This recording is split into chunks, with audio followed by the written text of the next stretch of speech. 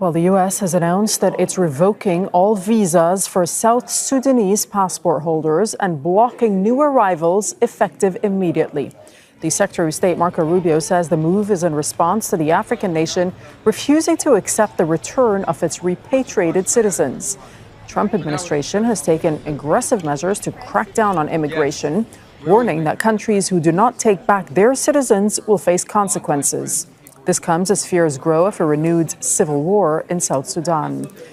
Leon Fresco is an immigration lawyer and partner with the Holland and Knight law firm. He's also a former deputy assistant attorney general in charge of immigration at the United States Department of Justice, joining us from Washington, D.C. Thanks for your time. Though this is the first such measure singling out all passport holders from a particular country since President Donald Trump returned to the White House. What is your reaction to this move?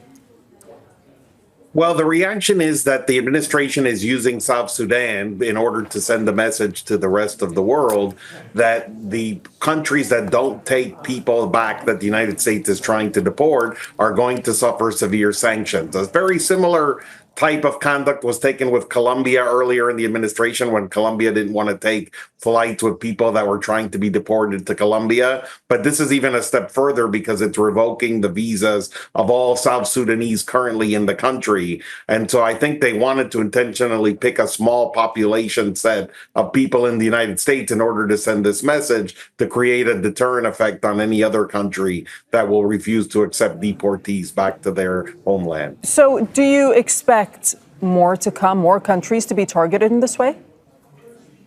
I do. I don't know that all of them will have all of their visas revoked, because if we're talking about a country, let's say like China, where there's millions of people here as students and workers and other things, and we believe that China isn't accepting people we're trying to deport back there, that's really a sanction that in the end can't really be enforced, because you're not going to be able to do anything with millions of people to send them back to China. But for smaller countries like South Sudan, where the population we're talking about is in the hundreds, then there are possibilities that those individuals, if you cancel their visas, can be repatriated, even if it's not to South Sudan, to somewhere else.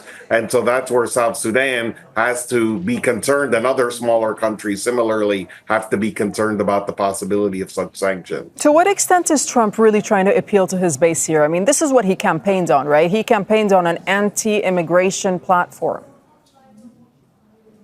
Well, he's trying to show that these programs that the Biden administration did, and it did a program with South Sudan where it gave them temporary protected status to keep them in the United States, that without exception, no matter how big or small, he's going to cancel all of them, and he's going to try to repatriate those people back to their countries of citizenship. And so the South Sudan program was set to either expire or be reauthorized in early May. And so instead of reauthorizing it, he's saying it's expiring and I want South Sudan to take their folks back.